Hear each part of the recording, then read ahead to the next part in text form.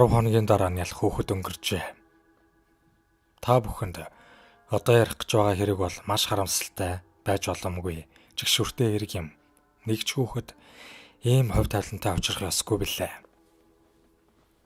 31 настай Кристен Канделарио гэх эмэгтэй нэг ой 4 сартай хүүхдээ ганцаараа гэрт үлдээж 10 хоног хайж явсан байна.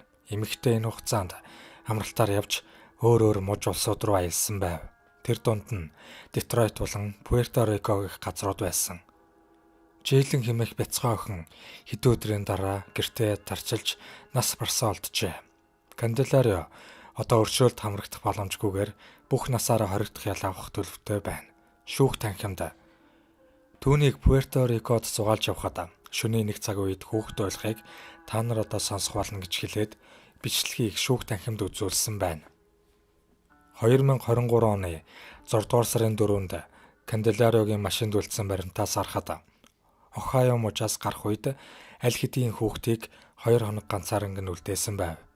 6 дугаар сарын 6-нд тэр Куяхаго руу буцаж ирсэн.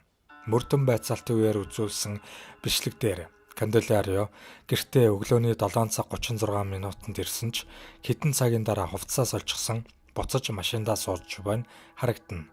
Тиймээс энэ бичлэг гарцаагүй баримтат болох тул худал мэдүүлэг өгөхгүй байхыг Канделариод анхааруулжээ.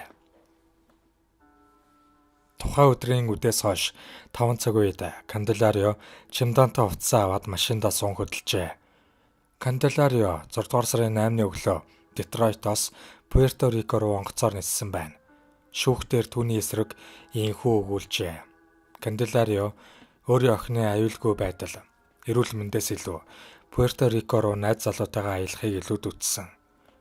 6 дугаар сарын 9-ний шөнө Жэйлэн охин уйлж байгаа нь хөршийн байшингийн хаалганы камерт бичигдэж үлдсэн байдаг. 6 дугаар сарын 11-нд буюу охиноо хайж явснаас 5 хоногийн дараа Канделарио Пуэрто Рикогоос Детройт руу буцаж ирсэн байна. Ингэсэн ч тэр энэ удаад хамтрагчаа солихын тулд машинаараа өөр тийшээ аялсан байна. 6 дугаар сарын 12-ноос 15-нд Канделариогийн машинд түүнтэй цуг өөр эрхтэй Мичиган мужид аялж яваа нь хяналтын камерт бичигджээ. 6 дугаар сарын 16-нд Канделарио Куяхаго муж руу буцаж ирээд бяцхан Жэйлэнийг нас барсан байхыг олсон байна. Ингэснээр 11 хоногийн турш хүүхдээ хайж явсан гэсэн үг юм. Эмэгтэй гэртээ ороод охиныхоо цогцсыг олсон. Канделарио хувцасаас олцоход 911 руу залгасан байна.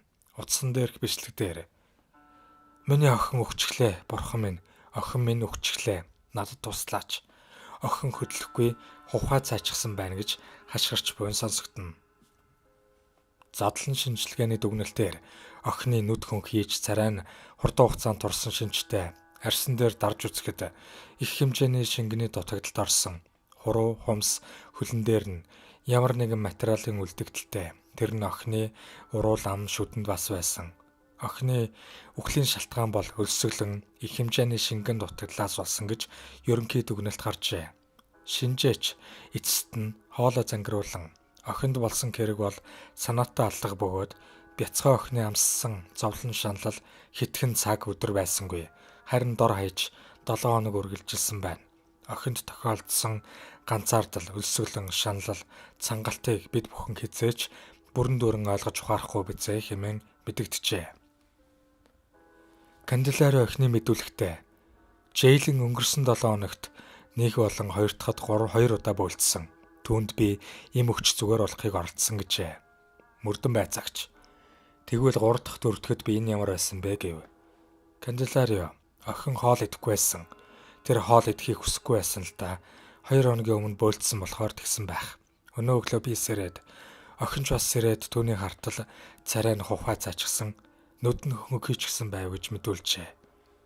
Шүүхтэр Канделариог ээж рүүгээ ярихдаа бурхны тухай ярилцаж бурхны өршөөнгүй байдал буюу бурхан шүүх хурлын танхим биш гэжээ.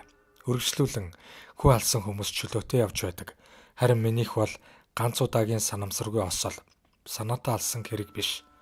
Би ямар буу бороохоо бариад охиноо хөнөөчихсөн биш дээ гэж ярьсан байв. Түүний эсрэг яллагч үгээ дуусгахдаа амьтад хүртэл үр төлөө илүүдээр асардаг юм шүү гэж ярьсан байна. Хэргийг мөрдсөн ахлах мөрдөн байцаагч хэлэхдээ энэ хэрэг Кливлендэд өнгөрүүлсэн 17 жилийн карьерийн турш миний мөрдсөн хамгийн аимшигтай хэрэг байлаа гэжээ. Түүний эсрэг өгсөн яллагчийн мэдэгдэлд охинд ээж нь хэрэгтэй байсан гэтэл тэр охиноосоо урвсан. Жэйлэн одоо бурхны найдвартай гарт байгаа гэж найдахаас өөр зүйл бидэнд үлдсэнгүй.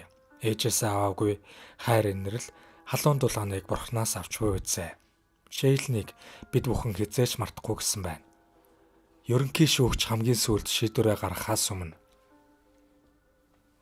би энд суугаад бүгдийг сонслоо. Ээж үрийн холбоо, хүн төрлөختний хамгийн цэвэр ариун нандин холбоо. Харин ялтан аимшигтай уруулт хийж, нялх хүүхдээ ганцаарнг нь аяж төсөөлөхөд бэрх үхлээр өхүүлсэн байна. Өөрийн чинь далайн ирэг дээр ахуулсан зургуудыг харж байна. Тэр үед хүүхэд чинь амьд үлдэхийн тулд ялгцаа идэж байлаа. Одоо чи гин буруугаа ойлгоогүй. Шоронд байхдаа хүмүүс рүү ярьж хурдхан шиг гэртээ харих юмсан гэснийг сонслоо. Яг л чи Жэйлнийг өөхөх хүртэл нь чөлөөлөөгүй шиг чамд өмнө нь сурлагдах боломжгүйгээр үлдсэн амьдралаа шоронгийн өрөөнд хоригдох ял өгч байна. Ганц ялгаа нь шоронгийн зүгээс өөрийг чинь хооллоно. Өршөөлт хамрагдах боломжгүйгээр нарсан туршийн хорих ял өөрт чинь өгч байна. Энэ хэрэг маш аимшигтай, сонсоход, шүүхэд, чамайг харахад бэрх хэрэг байлаа гэж шүүх хурлыг дуусгасан байна. Ойр дотных нь Жэйлэн охиныг хүний хайрттам, инхри, хөөрдөм хүүхэд байсан гэцгээж байна. Тухайн мужта сургуулаад үргэсэн Канделарио инхүү өөрийн үлдсэн хэргийн ялаа шорондоо үрхээр болжээ.